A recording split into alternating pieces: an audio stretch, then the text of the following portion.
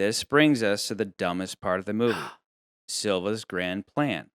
It starts with Q saying that his computer automatically wipes itself if someone tries to access certain files. He's established fail-safe protocols to wipe the memory if there's any attempt to access certain files. That doesn't sound impressive at all, but Q says only 6 people on the planet could do it, including himself, so I guess it's supposed to be really smart. Only about 6 people in the world could program safeguards like that. Of course there are. Can you get past them? I invented them. So while this is going on, Em has her hearing thing because she got in troubles over losing the list. We have apprehended the responsible party, undertaking all necessary steps to ensure that the sensitive information is contained. Then Silva, a man trapped in an uncomfortable cage with nothing but a chair to sit in, stands up and stretches, and the guard says, Going somewhere? because the audience is too f***ing stupid to start putting things together, I guess. Something more appropriate would have been like him putting his shoes on or something, but just standing up and being like, oh, and the guy's going somewhere. Like, that's where it's like audience dumb.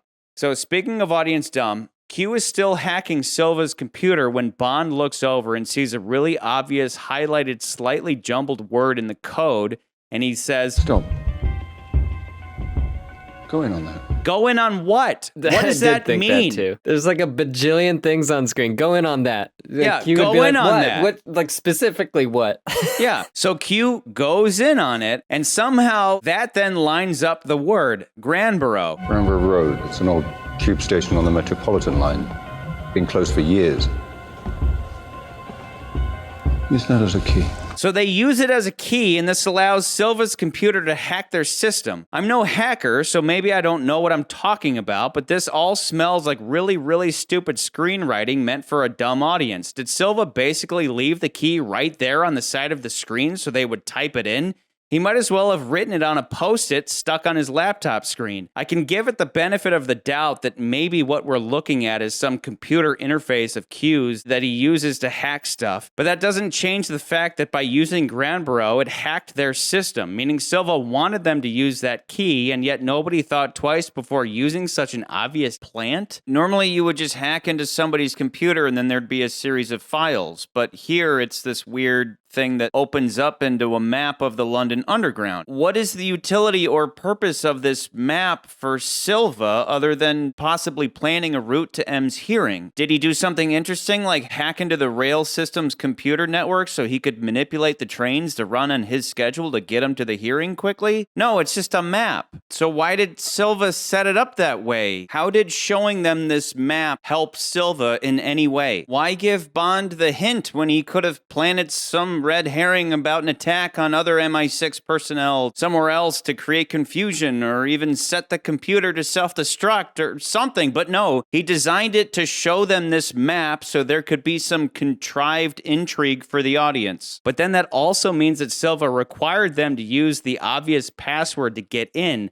What if they hadn't? He'd just be sitting in his cell thinking, shit, I made it super obvious. Why aren't they using the key? And then he'd think, damn, I should have just made it so that when someone plugged into my computer, it just automatically hacks the system. That whole scene is really fun. That scene is made for like my mom, who's like, I assume it's really smart, but it's stupid. Screenwriters have never been great at doing anything computers. Like, I don't know a movie that I can talk about. None of us are especially techie either. We're not hackers, so you have to have a visual context between it. There's a difference between GoldenEye, where it's like all you need to know is that like I'm hacking the American defense system or whatever, and this where it's like you're saying that the key is right there, like the password is right there.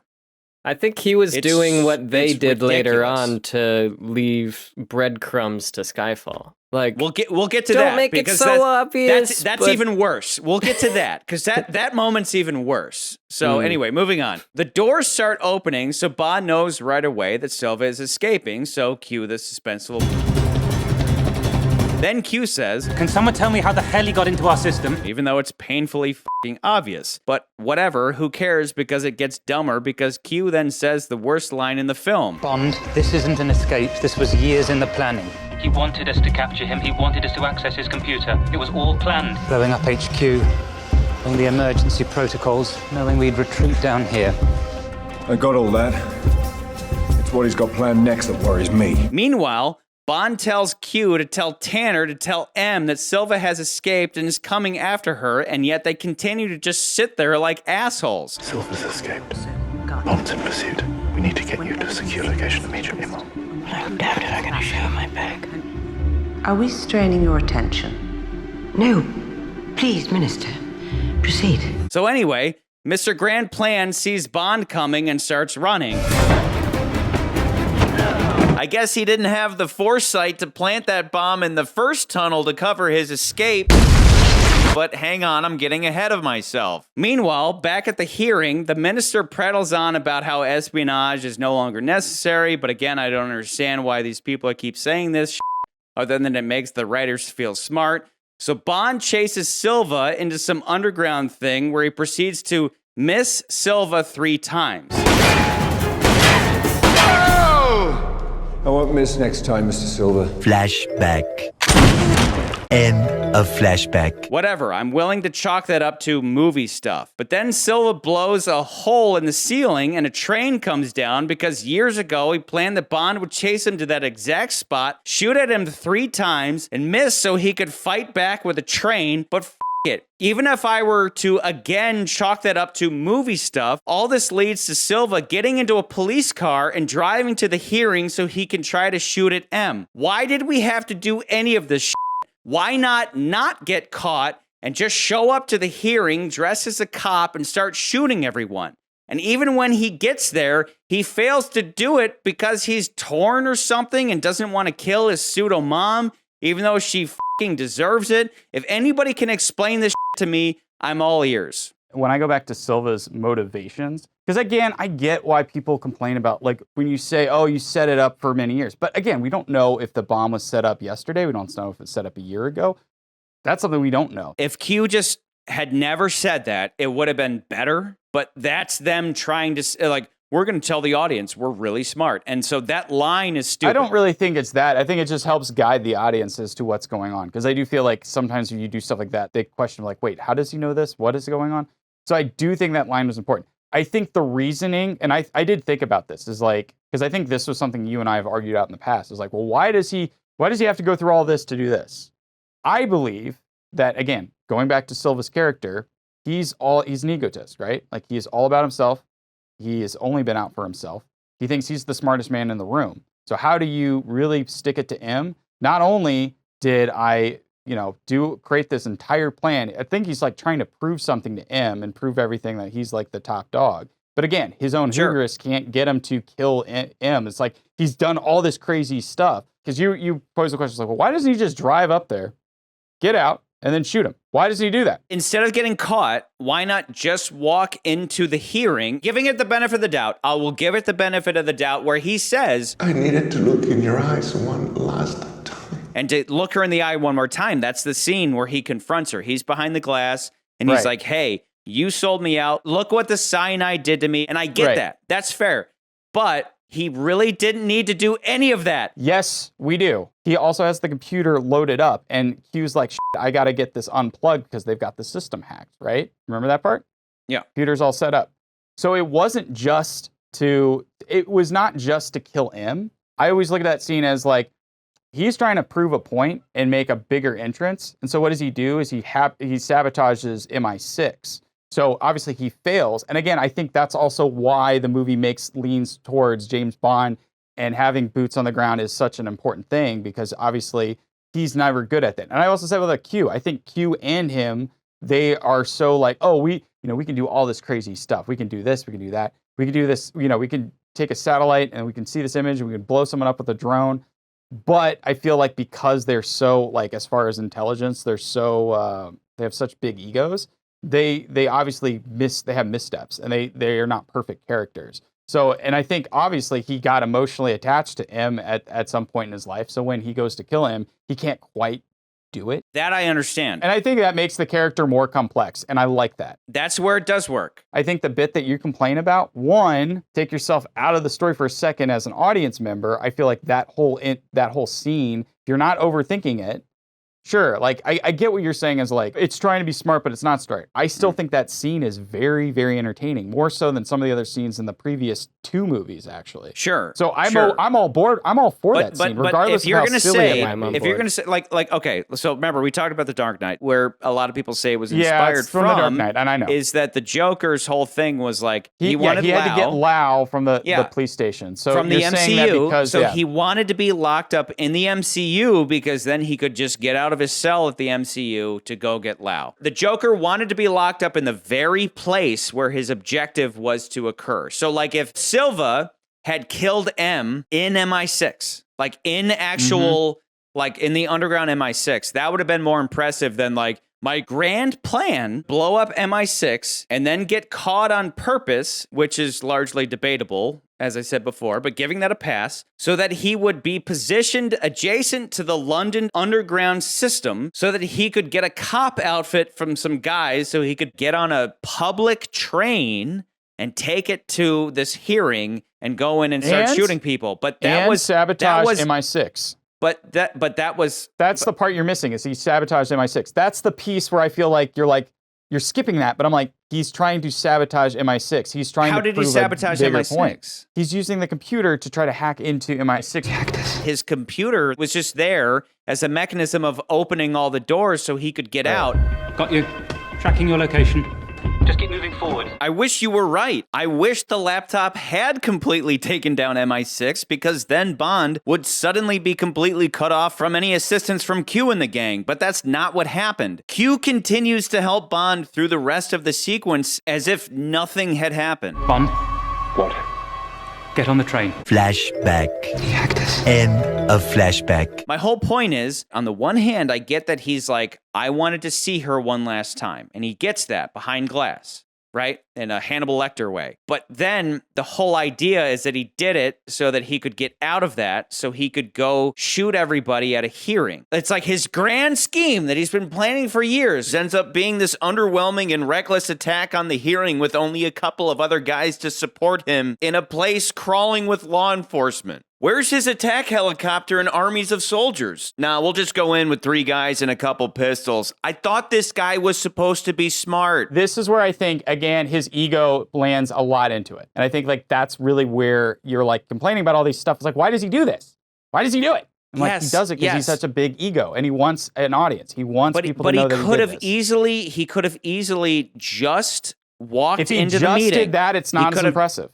It's not as impressive. Yes, but is that a movie thing or is that a screenwriting thing? Could the screenwriters have given us both? Could they have given us the he always needs an entrance, big showman stuff, the exciting and action give us a plan that took him years to plan, blah blah blah, that is satisfactory? And that's what I mean. If you're going to have a character literally say he's been planning this for years, this doesn't really ring as being something planned for years. This rings like a series of contrivances to convince the audience that this guy can do anything. But he's not a genius. He's a soothsayer because even things outside of his control always go his way. From his perspective, here's what happened. I'm going to steal the knock list and release the secret identities of these agents so that M will be investigated by an oversight committee. Okay, fine, I'm with you. Blow up MI6 so that they move underground. Okay, I'm still with you. MI6 will send an agent to come find me and I'll play games with him until he kills all of my men and takes me prisoner. A little convenient, but okay, let's keep going. At that point, I'll hope the committee thing will be going on at the same time that Bond and Q try to hack my computer, so I'll put an obvious password into the code so that they'll type it in, it'll hack their system and open my cage right when I need to get to the committee. Instead of doing something cool with the fact that I have full bodily access to MI6, I'll go to the train station, which is accessible by everybody in London, and take a train to the oversight committee like an average commuter, but just in case I'll have planted a bomb right where James Bond will most certainly stop me for dramatic effect instead of blowing up any previous part of my escape route. I mean, I'm having flashbacks of Mikey G. Wiz's writing where he throws in a twist that suddenly ruins the logic of the first half of the movie. This is the dangerous game you play when you do the he wanted to get caught thing. You have to write it in such a way that it makes sense when you rewatch the movie. Literally, the only explanation is that Silva is just so damn smart that he's able to anticipate every single move on MI6's part that he's practically omniscient. You have to believe that Silva is just that smart and or had every computer in existence hacked at all times so he could always know everything going on everywhere. I could easily forgive any of these conveniences if the conclusion of the plot was creative, but just walking into the meeting with a couple guys just feels too simple for a man allegedly capable of doing absolutely anything. I want to meet your employer.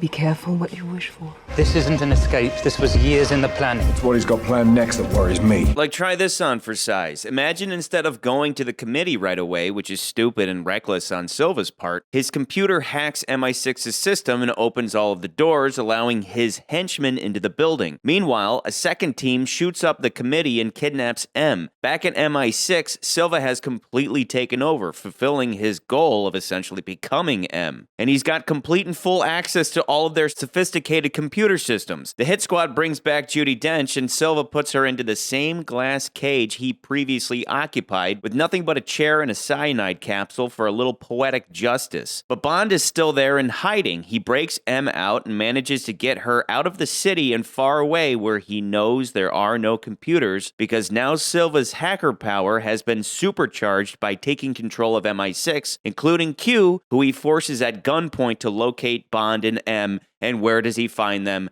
Skyfall. My whole thing is that in the grand scheme of things, he's been planning this for years. What was his grand plan? His grand plan was that he was going to open the doors, walk out of New Digs, the underground MI6, and get onto the London Underground and take a train to the hearing. I think that makes him more impressive. I think, again, that's what I'm saying, is it makes the character more impressive if he can pull that off. Contrived. And I don't care about him being conflicted about killing M. I mean, like, his grand plan was to get on a train. It's like, oh, it's not that impressive when you add it up. I like it. I like it too. Sure. I see it both ways. I see it both ways. Both ways. Both. Holy shit. Oh, Jesus Christ. So anyway, M gives a pretty good goddamn speech. Our world is not more transparent now. It's more opaque. It's in the shadows. But again, nothing that's going on should have any bearing on whether there should be agents or not. Everything that has happened would normally be grounds to increase the defense budget so MI6 could have even more agents and hackers and computers and whatnot. There's an entire criminal organization led by a madman, but I still think we could all get along if we try. That's like what that minister is saying or whatever. It's as if you insist on pretending we still live in a golden age of espionage, where human intelligence was the only resource available. Well, I find this rather old-fashioned belief. So M should have just said, "Shut the f*** up, little girl, you don't know what you're talking about," which is basically what she does. Well, I suppose I see a different world than you do. And the truth is that what I see frightens me. But does so by reading that magnificent poem that personally I love because it's anti-progressive in nature. It's like, as society goes along, people get old, we start to put our guard down. We are not now that strength which in old days moved earth and heaven. That which we are, one equal temper of heroic hearts, made weak by time and fate, but strong in will, to strive, to seek, to find, and not to yield.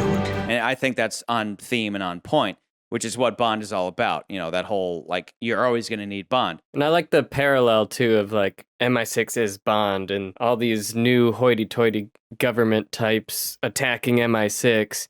And Q or Silva attacking Bond, like we just have computers and stuff. We don't need you. Yeah, my overall point is that the opener should have been computer oriented because otherwise we don't have a reference for why computers should be. Like that whole scene between Q and Bond should have been the opener. My alternative film would have been Q opens up the movie and Q is just killing motherfuckers with drones. And Bond's like, I could go in there. It's like, no, shut up, Bond. Like, just go to the casino because you're useless now. So anyway, after being warned about this attack for 20 straight minutes, M insists on doing nothing because she wanted to read her poem. So once again, a bunch of people die and it's her fault.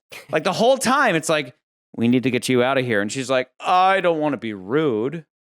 Let's just sit here until Silva attacks. So Bond says, let's flip the script on Silva, right? All said and done, they have the shootout and everything.